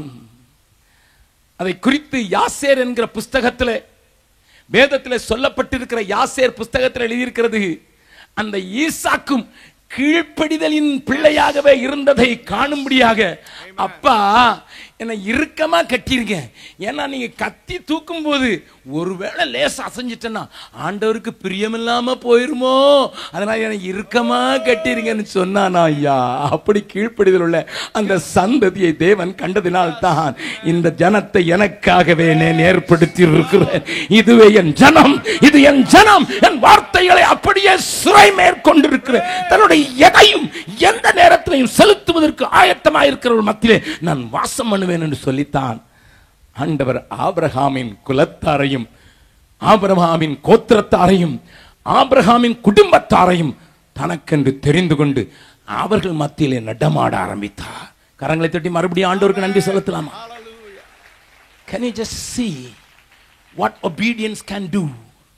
கீழ்ப்படிதல் என்ன செய்யும் என்பதை பாருங்கள். ஆண்டவர் சொல்றார், எப்பா நீ தேவனுக்கு பயப்படணும் இப்ப தெரிஞ்சிட்டேன்பா. ஆரம்பத்தில் கீழ்ப்படிவது எளிது, ஆனா இறுதியிலையும், வாழ்க்கை ஓட்டத்தின் இறுதியிலையும் கடைசியிலையும் சிலர் ஆண்டவருக்கு எப்ப கீழ்ப்படிவாங்க தெரியுமா? தனக்கு கிடைக்க வேண்டியது கிடைக்கிறது வரைக்கும் கீழ்ப்படிவாங்க. என்ன சொன்னாலும் ப்ரமோஷன் ஆபீஸ்ல இவர் தான் போடணும்னா டீ வாங்கிட்டு வாடானா சார், ப்ரமோஷன்ல கையெழுத்து போட்டாரா இல்ல டீ வாங்கிட்டு வரா, ஏய் பெருமாளுங்க வாடா, இப்ப இவர் ஆபீசர் ஆயிடுறாரு. என்ன கீழ்ப்படிதல் ஏதாவது கிடைக்கிறது வரைக்கும் தான். ஆபிரகாமுக்கு ஏக்கமெல்லாம் ஒரு பிள்ளை வேணுங்கிறதா. பிள்ளை கிடைச்சு போச்சுன்னா நீர் இப்போ உமக்கும் கெட்டு போச்சு மூளை அப்படின்னு சொல்லல. இந்த 37 வயது குமாரனையும் பலிபீடத்தில் ஏற்றுவதற்கு அவனுடைய கீழ்ப்படிதல் அங்கே விளங்கினதம்மா, விளங்கினது. இந்த ஆபிரகாமோடு உடன்படிக்கை பண்ணினதினால் தான் ஆண்டவர் தன்னுடைய ஜனத்தின் மத்தியிலே வாசம் பண்ணுவதற்கு ஒரு கூடாரத்தை உண்டாக்க விரும்புகிறார். அல்லேலூயா. அந்த 400 வருஷம் அவர்களை எகிப்து கொண்டு போவேன் என்று அவர்களுக்கு சொன்னார், ஆபிரகாமுக்கு சொன்னார். பின்பு மிகுந்த பொருட்களோடு திரும்ப வருவார்கள் என்று சொன்னார். திரும்பி வரப்பட்ட அந்த ஜனத்தின் மத்தியில நான் உங்கள் மத்தியில வந்து வாசம் பண்ணும்படியாக ஒரு கூடாரத்தை உண்டாக்கு என்று சொன்னார். நல்லா கவனிங்க. இந்த தேவாலயத்தை குறித்த சரியாக புரிந்து கொள்ளுதல் இல்லாதனால்தான் இன்னைக்கு நம்ம நினைச்சுக்கிட்டு இருக்கோம், நம்ம 50 பேர் கூடுறோம், இது ஒண்ணுதான், வேற ஒரு கூடாரமும் கிடையாதுன்னு நினைச்சுக்கிட்டு இருக்கோம். நல்லா கவனிங்க, நான் சொல்ல போகிறத புரிந்து கொள்ளும்படியாக பேசுகிறேன். தேவன் உலாவி வருவதற்கு, தேவன் அவர்கள் மத்தியில் உலாவி வருவதற்கு அவர்கள் மத்தியில் ஒரு கூடாரத்தை உண்டாக்கு என்று சொல்கிறார். இப்பொழுது அதை கேட்கிற மோசையும் கூட என்ன செய்தான் என்பதை வாசிக்கலாம். யாத்திராகமம் 39:43. மோசே அந்த வேலைகளை எல்லாம் பார்த்தார். அந்த வேலைகளை எல்லாம் பார்த்தார். கர்த்தர் கற்பித்தபடியே அதை செய்திருந்தார்கள். கர்த்தர் கற்பித்தபடியே அதை செய்திருந்தார்கள். மோசே அவர்களை ஆசீர்வதித்தான். ஆண்டவர் என்ன சொல்றார் பாருங்க, 16வது வசனம் 40-16. கர்த்தர் தனக்கு கற்பித்தபடியெல்லாம் மோசே செய்தான். 19வது வசனம், கர்த்தர் தனக்கு கற்பித்தபடியே போட்டான். 20வது வசனம், பின்பு கர்த்தர் மோசேக்கு கற்பித்தபடியே. 22வது வசனம், பின்பு கர்த்தர் மோசேக்கு கற்பித்தபடியே.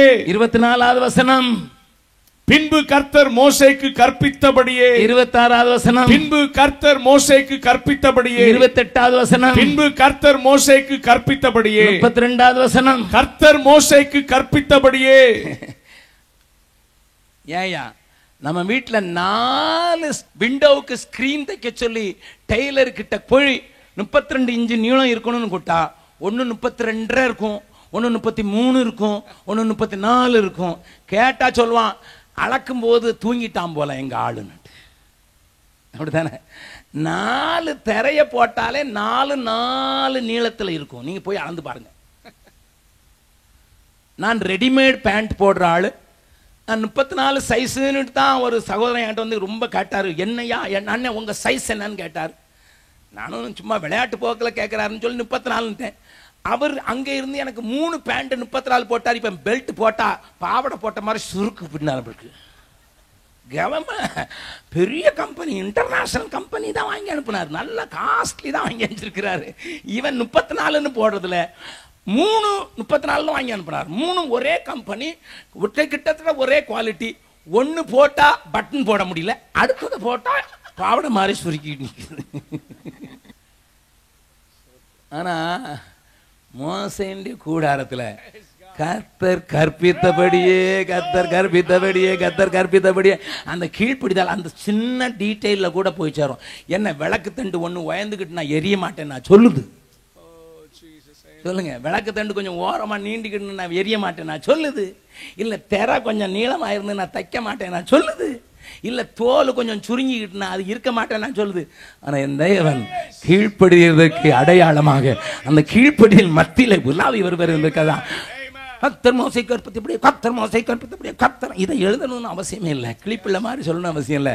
இந்த ஆண்டவருக்கு வயற கரங்களை தட்டி ஆண்டவருக்கு நன்றி செலுத்தலாமா? Even in smallest detail, God wants obedience.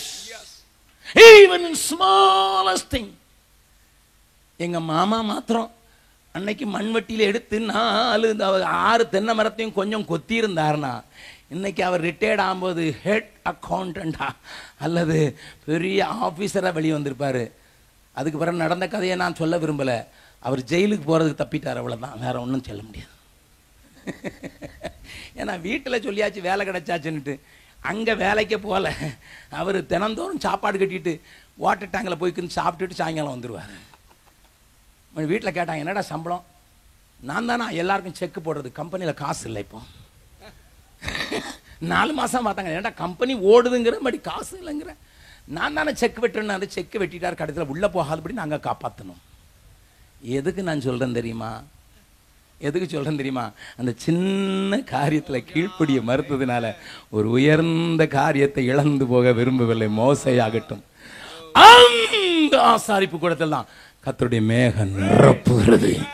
மோசையை வெளியே தள்ளிட்டு அதுக்குள்ள உலாவி வந்து என் மக்களுடைய கீழ்ப்படிதல் எத்தனை நேரத்தியானது, அவர்கள் மத்தியில நான் வாசம் பண்ணுவேன் என்று உலாவி கொண்டிருக்கிறதற்காகத்தான் அந்த ஆசரிப்பு கூடாரத்தை ஆண்டவர் உண்டாக்கினார். நல்லா புரிஞ்சுங்க, வேதம் இட்ஸ் a beautiful book. அது அப்பப்போது வேறொருவரால் எழுதப்பட்டால் அழகாக கோர்வையாக தேவன் நமக்கு கோர்த்து வைத்து ஒரு பெரிய சங்கதியை சொல்லிக் கொடுக்கிற புஸ்தகம் என்பதை மறந்து விடாதீர்கள்.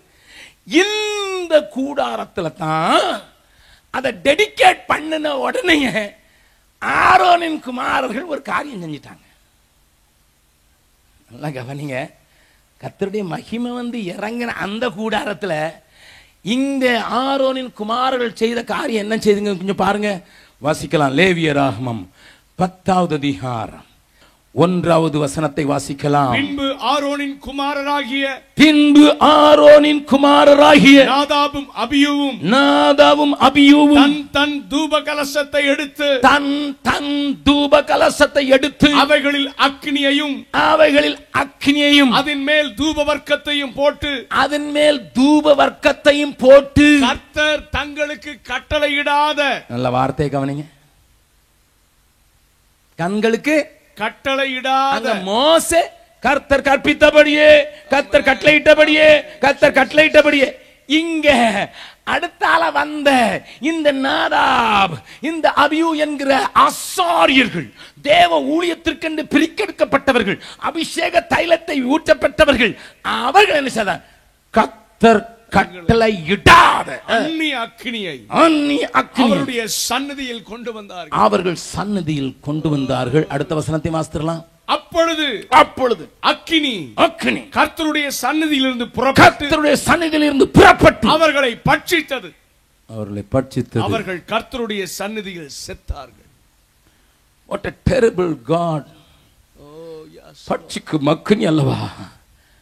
நான் கட்டளையிட்டதை ஒரே நாள்ல மறந்துட்டீங்களா? இன்னைக்கு தானே டெடிகேட் பண்ணீங்கடா பாவிகளா, இன்னைக்கு தானே மகிமே கண்டீங்க, அதுக்குள்ள கொண்டு வந்துட்டீங்களாப்பா, கொண்டு வந்துட்டீங்களே.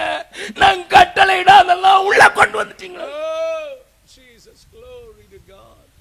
இன்றைக்கு சபைகளிலே தேவன் கட்டளையிடாத எத்தனை காரியங்கள் நுழைந்து மனுஷனுடைய கற்பனை கட்டளையாக மாற்றப்பட்டிருக்கின்ற நீங்களும் நானும் அறிவோம். கர்த்தர் கிருபையா இருக்கிறதுனால நிறைய பேர் சாவாம இருக்கிறாங்க. இதைத்தான் ஆதி சபையிலையும் பார்க்கிறோம். ஆதி சபையிலையும் கர்த்தர் தன்னுடைய சபையை ஸ்தாபித்த பெந்தேகோஸ்தே நாளிலே அவர்கள் காணிக்கைகளை கொண்டு வந்த போது அனனியாவும் சப்பீராளும் வஞ்சகமாக கொஞ்ச காரியத்தை வஞ்சித்து வைத்து தேவனிடத்தில் பொய் சொன்ன போது சத்து மடிந்தார்கள். அந்த கவனிங்க, பழைய ஏற்பாட்டில் மாத்திரமல்ல புதிய ஏற்பாட்டிலும் அப்படிப்பட்ட காரியங்களை தேவன் செய்து காண்பித்து, I am looking for obedient people. நான் கீழ்ப்படுகிற மக்களை தேடுகிறேன். அவர்கள் மத்தியில் தான் நான் உலாவி வர முடியும். அவர்கள் கீழ்ப்படியாத போது நான் பற்றி எரிகிற அக்கினியாய் மாறிவிடுகிறேன் என்பதை கர்த்தர் காண்பிக்கவில்லையோ? தேவஜானமே, இன்னைக்கு அநேகருக்கு கர்த்தரை குறித்த பயமும் இல்லை, கர்த்தர் கட்டளையிட்டவைகள் என்ன என்பது அறியவும் இல்லை, அதற்கு கீழ்ப்படிய வேண்டிய எண்ணமும் இல்லை. தங்களுடைய மனதில் தோன்றுகிறவைகளையே தீர்க்க தரிசனங்களாக மாற்றி, தங்களுடைய யோசனைகளையே கற்பனைகளாக மாற்றி இப்படித்தான் செய்ய வேண்டும் என்று போதிக்கிற போதகர்கள் எத்தனை பேர், சபைகள் எத்தனை! ஆண்டவர் ஏக்கம் கொண்டுதானே வாசிக்கிறார். இவர்கள் மத்தியிலே நான் உலாவி இவர்களை என் ஜனம் என்றும் அவர்கள் என் தேவன் என்று சொல்ல வேண்டும் என்றல்லவோ வாஞ்சித்து இவர்களுக்கு நான் ஒரு ஆசரிப்பு கூடாரத்தை உண்டாக்கி அதிலே பணி செய்வதற்கு இவர்களை வைத்தேனே. ஐயோ, நான் கட்டளையிடாதெல்லாம் வந்து விட்டதே என்று ஏக்கம் கொள்கிற ஒரு நல்ல கவனிங்க. அந்த கூடாரம் வனாந்திரத்திலே அவர்களோடு கூட நடந்து வந்த அந்த கூடாரம் இப்பொழுது சீலோவிலே ஸ்தாபிக்கப்படுகிறது. அதை 1 சாமுவேலின் புஸ்தகத்தின் 1வது அதிகாரத்திலே வாசிக்கிறோம். 3வது வசனம். அந்த மனுஷன் சீலோவிலே சேனைகளின் கர்த்தரை பணிந்து கொள்ளவும் அவருக்கு பலியிடவும் வருஷந்தோறும் தன் ஊரிலிருந்து போய் வருவான். அதான் சீலோவிலே அந்த கூடாரம் காணப்பட்டது.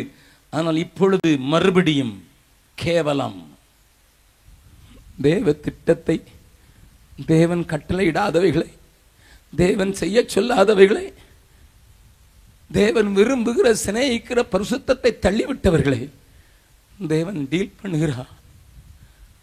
மீண்டும் மீண்டும் மீண்டும் ஐயோ, என் மகிமையினால் நிறைக்கப்பட்ட கூடாரம் அசுசியாக்கப்பட்டு விட்டது. நான் உலாவி வந்து ஜனங்களோடு உறவாட வேண்டும் என்று ஸ்தாபிக்கப்பட்ட ஸ்தலம் நான் நியமித்தவர்களாலேயே, நான் அமைத்தவர்களாலேயே அழுக்காக்கப்பட்டு விட்டதே. அலறு. கொஞ்சம் யோசித்து பாருங்கம்மா. கொஞ்சம் யோசித்து பாருங்க. ஆகையினால்தான் இந்த அழுக்கான கூடாரத்தை மாற்றி ஒரு நல்ல ஆலயம் எடுக்கணும்ட்டு தேவ சித்தத்தை செய்வதற்கு தன்னை பூரணமாக ஒப்பு கொடுத்தவனும் அப்போஸ்தலர் 13:22 படி என் மனதுக்கு ஏற்றபடியெல்லாம் செய்வான் என்று தேவனே சாட்சி கொடுக்கிற அந்த தாவீது எழும்பின போது அவருக்கு ஒரு ஆலயத்தை கட்ட வாஞ்சித்தான். கரங்களை தட்டி ஆண்டவர் மகிமைப்படுத்தலாம். Again, God's Spirit kindled the heart of the obedient man. Please understand that. தேவ சித்தத்தை நிறைவேற்றுவதற்கு தன்னை ஒப்பு கொடுத்த ஒரு மனுஷன். நான் ஆண்டவர் சொன்னார், உன் குமாரன் கட்டுவான்ப்பா, உன் குமாரன் கட்டுவான். அந்த குமாரன் கட்டுவான் என்று சொன்ன போதிலும் கூட ஆண்டவர் இந்த தாவீதுக்கு செய்த ஒரு காரியத்தை நீங்கள் பார்க்க வேண்டும். 1 நாளாகமம் 28வது அதிகாரம் 10வது வசனம், 12வது வசனம், அதற்கு பிறகு 19வது வசனத்தை நாம் வாசிக்கலாம். இப்போதும் எச்சரிக்கையாயிரு. தன்னுடைய சாலமோனுக்கு அங்கே தாவீது சொல்ல, இப்பொழுதும் எச்சரிக்கையாயிரு. பரிசுத்த ஸ்தலமாக ஒரு ஆலயத்தை கட்டுவதற்கு கர்த்தர் உன்னை தெரிந்து கொண்டார். நீ திடன் கொண்டு அதை நடப்பி ஆவியினால் தனக்கு கட்டளையிடப்பட்டபடியெல்லாம் அவன் செய்ய வேண்டிய கர்த்தருடைய ஆலய பிரகாரங்கள் தேவனுடைய ஆலயத்து பொக்கிஷங்களையும் பரிசுத்தமாக நேர்ந்து கொள்ளப்பட்டவைகளின் பொக்கிஷங்களையும் வைக்கும் சகல சுற்றறைகளும் இருக்க வேண்டிய மாதிரியை காண்பித்தது மாத்திரமல்ல, இந்த மாதிரியின்படி சகல வேலைகளும் எனக்கு தெரியப்படுத்த இவையெல்லாம் கர்த்தருடைய கரத்தினால் எனக்கு எழுதி கொடுக்கப்பட்டது என்றார். கரங்களை தட்டி ஆண்டவர் மகிமைப்படுத்தலாமா? Solomon கட்டினதுனாலும் it was drawn and designed and everything was given by David to Solomon. ஆனா சாலமன் சொல்றான், கர்த்தரே எனக்கு எழுதி கொடுத்தார். இந்த மாதிரியின்படி செய்ய எச்சரிக்கையார்.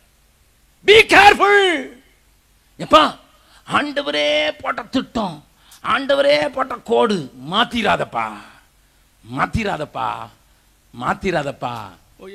அதனால தான் சாலமோன் அந்த தேவாலயத்தை கட்டின போது தேவன் காண்பித்த மாதிரியின்படி அது கட்டப்பட்டிருந்ததினால அதுல தேவ மகிமை இறங்கிட்டு. கரங்களை தட்டி மகிமைப்படுத்தலாமா? அநேக சொல்லுவாங்க, ஆசாரிகள் தூரிகளை ஊதினதினால ஜனங்கள் துதித்ததினால மகிமை இழமிட்டு. But I differ.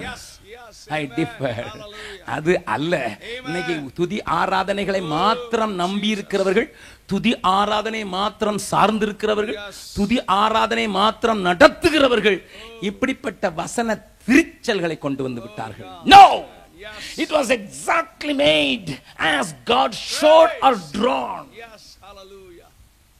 அங்கதான் தேவ மகிமை அசைவாட ஆரம்பிக்கிறது. ஹல்லேலூயா, ஹல்லேலூயா, ஹல்லேலூயா. பக்கத்துல சொல்லுங்க, உங்க குடும்பத்துல, பக்கத்துல கைப்பிடி சொல்லுங்க, உங்க குடும்பத்துல, உங்க சபையில தேவ மகிமை அசைவாடணும்னா அவர் சொல்ற எல்லாத்துக்கும் கீழ்ப்படியணும், ஒப்பு கொடுங்க. இந்த பெரிய ஊழியக்காரர் வந்து காலை வச்சிட்டாரு, காலை இல்ல சாக்ஸே கழட்டி போட்டு போனாலும் ஒண்ணும் நடக்காது. அதெல்லாம் நம்மளா நினைச்சுக்கிட்ட காரியங்கள் தான். நீ கீழ்ப்படி. ஏனென்றால் அதனால தான் சாமுவேல் சொல்லும் போது சொன்னா, பலியை பார்க்கிலும் கீழ்ப்படிதலே உத்தமம். Listen, God looks for people those who are obedient. தேவ ஆலயம் உருவாக்கப்பட்டு இத காப்பி அடிச்சு தான் நம்ம ஊர் கோயிலும் கட்டப்பட்டுச்சு. பக்கத்தில் சொல்லுங்க, உங்க ஊர் சுத்தி கோயில் இருக்குது, கை எப்படி சொல்லுங்க. நான் பயம், யாராவது கேட்டாங்கன்னா பீகார்ல இருந்து வந்தவர் சொல்லி கொடுத்தான்னு சொல்லுங்க. உங்க ஊரை சுத்தி கோயில் இருக்குது, அதெல்லாம் இத காப்பி அடிச்சதுதான். ஆனா கோயில் தான் கட்டினா, நான் உள்ள ஆள் இருக்குதான்னு பார்க்கல. அதுக்கு பேர் கோயில். அதாவது கோ என்றால் அரசன், இல் என்றால் அவனுடைய இல்லம். அரசன் வாழ்கிற இல்லம், அதுக்கு பேர் தான் கோயில். அது நம்மளை ஆளுகிறவர் அவராகத்தான் இருக்க வேண்டும், ஆண்டவராகத்தான் இருக்க வேண்டும், அவர் வாழ்கிற வாசஸ்தலமா இருக்கணும். ஆனா கோயில்ல மணி அடிச்சு அவளை கிளப்பிட்டோங்க.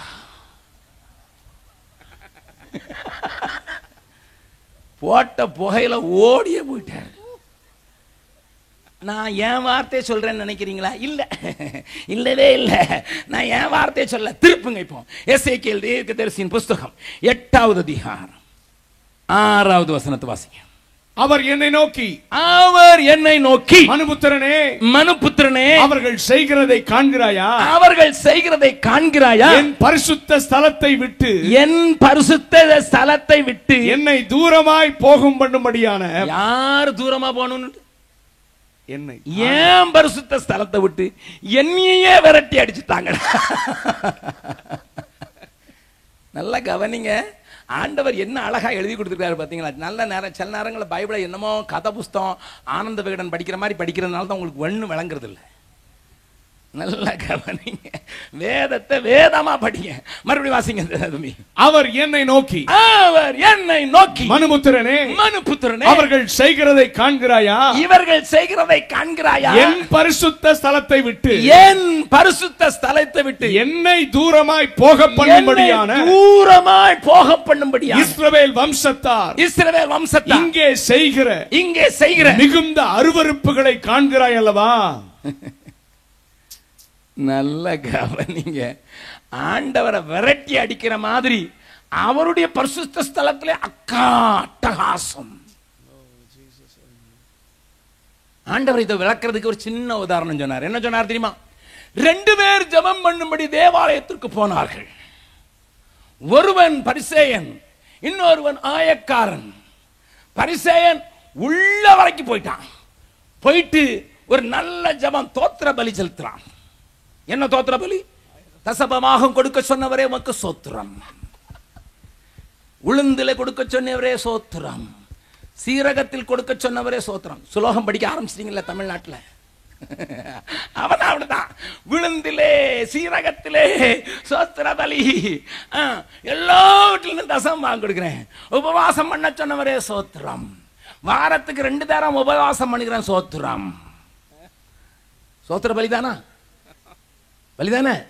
சோத்திர பலி. நீங்க வசனத்தை 18வது அதிகாரம் வீட்டில் போய் படிச்சிருங்க. சோத்திர பலி, சோத்திர பலி, சோத்திர பலி போட்டுட்டு அடுத்த ஆள் சொல்லிட்டான், அந்த நிக்கிறான ஆயக்காரன், அவன மாதிரி கிடையாது, அதுக்காக சோத்திரம் போட்டான். போடு, உள்ள ஜெபம் பண்றான். அவன் வெளியே, ஆயக்காரன் தன் தலையை எடுத்து ஏறெடுக்க துணியாமல் தன் மார்பில் அணைத்துக் கொண்டு, ஐயோ ஆண்டவரே, பாவியாகிய என் மேல கிருபையாயிரும் என்று கதறுகிறான். ஆண்டவர் என்ன சொன்னா தெரியுமா? அவன் அல்ல. யார் அவன் சொல்லுவான்? தூரத்துல இருக்கான் அவன் சொல்லுவான். இவன் யாரு சொல்லுவான்? பக்கத்துல. இயேசு எங்க போயிட்டாரு? வெளியே போயிட்டார். இவன் ஜெபத்தை கேட்டு வெளியே போயிட்டார்.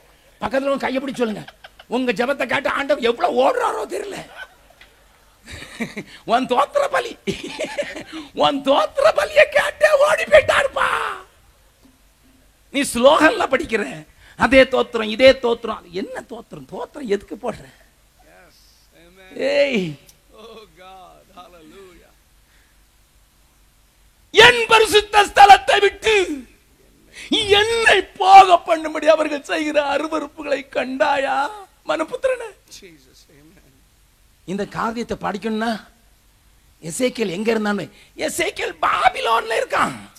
சிறைப்பிடித்து போன பண்ணுவன ஆவியானவர் முடிய பிடிச்சு தூக்கிட்டு வந்து எருசலேம் நடைகளில விட்டு, எப்பா இங்க வெளியே பிரகாரத்துல நடக்கிறத பாக்குறியா, பலிபீடத்துல நடக்கிறத பாக்குறியா? பிரகாரத்துல காட்டுறாரு. இந்த அருவருப்புகளை கண்டாயா? அந்த வசனத்தின் இறுதியை படிங்க மறுபடியும். இதிலும் அதிக அருவருப்புகளை இன்னமும் காண்பாய் என்று சொல்லி. எப்பா இது கொஞ்சம்பா, இது கொஞ்சம், இன்னும் கொஞ்சம் காட்டுறேன் பாரு. என்ன செய்ய தெரியுமா? வாசிக்கலாம். 8வது வசனம் வாசிங்க. அவர் என்னை நோக்கி, என்ன நோக்கி, மனுபுத்திரனே, மனுபுத்திரனே, நீ சுவரிலே துவாரமிடு என்றார். சுவரிலே துவாரமிடு என்றார். நான் சுவரிலே துவாரமிட்ட போது, சுவரிலே துவாரமிட்ட போது இதோ ஒரு வாசல் இருந்தது. வாசல் இருந்தது. அவர் என்னை பார்த்து, அவர் என்னை பார்த்து, நீ உள்ளே போய் அவர்கள் இங்கே செய்கிற கொடிய அருவருப்புகளை பாருன்றார். நான் உள்ளே போய் பார்த்தபோது, நல்ல கவனிங்க, வெளியே அருவருப்ப தாங்காம ஓடி போயிட்டாரு. இப்ப நம்மளை கூட்டி ஓட்ட போட்டு பாருடாங்கிறார். ஏன்னா ரொம்ப ரகசியமா சில காரியம் நடக்குது உள்ள. சில ஊழியத்துக்குள்ள ரகசியமா ஒரு காரியம் நடக்குது. ஹலோ, சில சபை கமிட்டிக்குள்ள ரகசியமா ஒரு கூட்டம் நடக்குது. வேத வசனத்தை புரிந்து கொள்ளுங்கள். அன்றைக்கு நடந்ததாயா இன்றைக்கு நடக்குது. அன்னைக்கு இஸ்ரவேல் ஜனங்கள் செய்ததனால் இன்றைக்கும் தேவ மக்கள் செய்கிறார்கள். என்ன செய்தாங்க வாசிக்கலாம். இதோ சகலவித ஊரும் பிராணிகளும் அருவருப்பான மிருகங்களும் ஆகிய இவைகளின் சுரூபங்களும் இஸ்ரவேல் வம்சத்தாருடைய நரகலான சகல விக்கிரகங்களும் சுவரில் சுற்றிலும் சித்திரம் தீர்க்கப்பட்டிருந்தன. இன்னைக்கு பைபிள சொல்லட்டான், நான் உள்ளே பார்த்த போது பெரிய பெரிய திட்டங்களை குறித்த டிராயிங், போட்டோஸ், இவங்க கூட்டங்கள்ல நடந்த அனைத்து காரியங்களும் அங்கே சுவரிலே திட்டமிட்டிருந்தது. 16வது வசனம். இஸ்ரவேல் வம்சத்தாரின் மூப்பரில் 70 பேரும் அவர்களின் நடுவிலே சாப்பானுடைய குமாரனாகிய யெசனியாவும் அவனவன் தன் கையிலே தன் தூப கலசத்தை பிடித்துக் கொண்டு அவைகளுக்கு முன்பாக நின்றார்கள். தூப வர்க்கத்தினால் மிகுந்த புகை எழும்பிற்று. நான் அப்பமே ஓடி போயிட்டேன். இதனாலதான் ஆண்டவர் சொல்றார், அங்கேயே விரட்டிட்டான். உள்ள பார்த்தா கேடுப்பா, அதனால உனக்கு மட்டும் காட்டுறேன். உனக்கு சரீரத்துல காட்டினா உனக்கு மூச்சு அடைச்சிடும், ஆவியில கொண்டு வந்திருக்கேன். விளங்குதா? எசேக்கியேல் அங்க பாபிலோன்ல தான் இருக்கான். எசேக்கியேல் இப்ப சரீரத்துல இல்ல, ஆவியில தான் வந்திருக்கான். ஆவியிலே அவனுக்கு மூச்சு முட்டுது. ஆண்டவர் சொல்ற, இன்னும் உள்ள பாரு, பரிசுத்த ஸ்தலமா. ஆண்டவர் கீழ்ப்படுகிற தேவ திட்டத்தை நிறைவேற்றுகிற ஒரு மனிதனுக்கு மாதிரியை எழுதி கொடுத்த அவனுடைய குமாரனை கொண்டு கட்டின ஆலயத்திற்குள்ள அருவருப்பு. தேவ சத்தம் கேட்டு அதை மாத்திரம் செய்வதற்கு ஒப்பு கொடுக்க வேண்டிய ஜனத்தை கீழ்ப்படிதலுக்கு நடத்த வேண்டியதற்கு பதிலாக அருவருப்புகளுக்கும் தேவன் விரும்பாத காரியங்களுக்கும் தேவனுக்கு புதமொழி காட்டி சூரியனுக்கு முன்பாக நிற்கிற மூப்பர்களை இந்த அதிகாரம் காண்பிக்கிறது. வீட்டிலே போய் படித்துக் கொள்ளுங்கள். God's heart was broken. தேவனுடைய இதயம் நொறுக்கப்படுகிறது. தேவன் நொறுங்கி போகிறார். என் தாசனை கொண்டு அல்லவோ கட்டினேன், என் தாசனுக்கு அல்லவோ வரைபடத்தை கொடுத்தேன், என் தாசனுக்கு அல்லவோ மாதிரியை காண்பித்தேன், கிண்ணத்தை செய்வதை கூட இப்படித்தான் செய்ய வேண்டும் என்று சொல்லிக் கொடுத்தேனே, அதையெல்லாம் இவர்கள் பரிசுத்த குலைச்சலாக்கி போட்டு விட்டார்களே. இனி நான் என்ன செய்ய முடியும்? இனி நான் என்ன செய்ய முடியும்? அவர்களுக்கு முதலாவது திரைகளில் மத்தியிலே இருக்கிற ஒரு காரியத்தை காண்பித்தேன், இதற்குள்ளதான் நான் வாசம் பண்ணுவேன் என்று. அதையும் அசுத்தமாக்கி விட்டார்கள். அரண்மனை போல ஒன்றை கட்டி காண்பித்தேன், பொன்னினால் அலங்கரித்து காண்பித்தேன், அதையும் அருவருப்பாக்கி விட்டார்கள். இனி ஒன்றுதான் செய்ய வேண்டும், ஆலயமாகவே என் மகனையே அனுப்பித்தர வேண்டும்.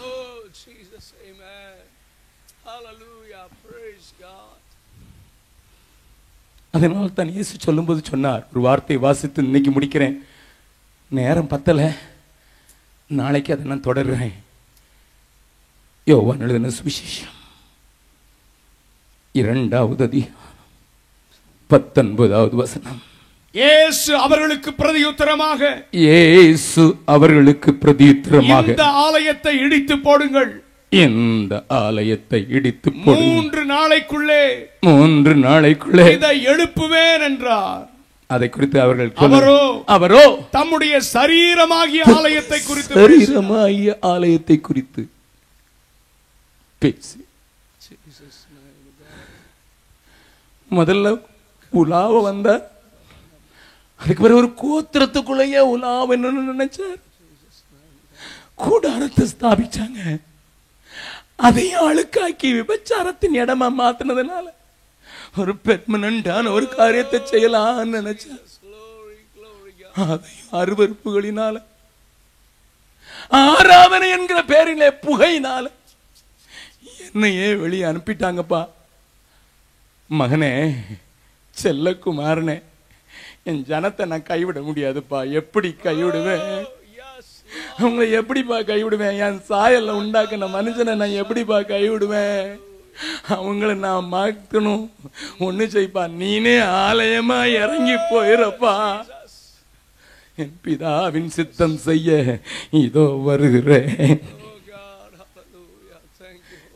என்னை கீழ்ப்படித மரண பரியந்தத்திற்கும் கீழ்ப்படி ஒப்பு கொடுத்த அவரைத்தான் அடையாளமாக இந்த உலகத்துக்கு கல்வாரிலே நொறுக்கப்படுவதற்கு பிதா அனுப்பி தந்தார். ஐயா, விளங்குகிறதா? இந்த விளங்குகிறதா ஐயா? விளங்குகிறதா? அதனால தான் நாம் பாடுறோம், தேவாலயமும் அவரே, தூய ஒளி விளக்கும் அவரே, தேவ ஆலயமும் அவரே, தூய ஒளி விளக்கும் அவரே, ஜீவனாலே தம் ஜனங்களின் தாகம் தீர்க்கும் சுத்த ஜீவன அவரே, இதோ மனுஷரின் மத்தியில் தேவாதி தேவனை வாசம் செய்கிறாரே, இதோ மனுஷரின் மத்தியில் தேவாதி தேவனை வாசம் செய்கிறாரே. இதைத்தான் பவுல் அப்போஸ்தலன் சொல்கிறான், அடிமையின் தேவனுக்கு சமமாயிருப்பதை கொள்ளையாடின பொருளாக எண்ணாமல் அடிமையின் ரூபம் எடுத்து தம்மை தாமே தாழ்த்தினார், சிலுவையின் மரண பரியந்தம் கீழ்ப்படிந்தவராய். தேவஜனமே, தேவன் அசைவாட விரும்புகிறது கீழ்ப்படுகிறவர்களுக்குள்ளேயே. தேவன் அசைவாட விரும்புகிறது கீழ்ப்படுகிறவர்களுக்குள்ளேயே. தேவன் அசைவாட விரும்புகிறது கீழ்ப்படுகிறவர்களுக்குள்ளேயே. இதை நான் இன்றைக்கு சொல்லிவிட்டு நாளைக்கு இதை கொஞ்சம் இன்னும் ஆழமாக எடுத்து சொல்லும் போது இதனுடைய ரகசியத்தை புரிந்து கொள்வீர்கள். எல்லாரும் கண்களை மூடலாம். வல்ல பிதாவே, உடைய அருமையான வார்த்தையை கேட்டு உடைய அருமையான ஜனம் இதோ கீழ்ப்படுகிறேன் என்று ஒப்பு கொடுத்திருக்கிற அவர்களோடு கூட நீங்க இடைப்பட்டு இந்த 3 நாள் கூட்டங்களிலே தேவன் பலத்த கிரியைகளை நடப்பிக்கும்படியாக ஒரு பயங்கரமான ஒரு கிரியை இந்த பகுதிகளிலேயும் எங்கள் தேசத்திலேயும் நடப்பிக்கும்படியாக தேவன் இவர்களை கீழ்ப்படுகிற மக்களாக மாற்றி என் இதயத்துக்கு ஏற்றதை இவர்கள் நிறைவேற்றுவார்கள் என்று சொல்லி அன்றைக்கு தாவீதை பார்த்து சொன்னதே ஆண்டவர், இவர்களை மார்போடு அணைத்துக் கொள்ளுங்க, இந்த வார்த்தை அவர்களுக்குள்ள துணிக்கட்டும். தேவன் எதை சொன்னாலும் அதற்கு கீழ்ப்படிய ஒப்புக் கொடுக்கிறோம். ஏனென்றால் அங்கேதான் அவர் அசைவாடுகிறார், அங்கேதான் அவர்களோடு கூட வாசம் பண்ணுகிறார். அவர்களுக்குள்ளே கிரியை நடப்பிக்கிற ஆண்டவரை எங்கள் குடும்பத்திலே, எங்கள் சபையிலே, எங்கள் ஊரிலே, எங்கள் மாவட்டத்திலே, எங்கள் தேசத்திலே நாங்கள் காண வாஞ்சிக்கிறோம் என்று சொல்லுகிற இந்த ஏக்க இதயங்களை தொட்டு விடுவீராக.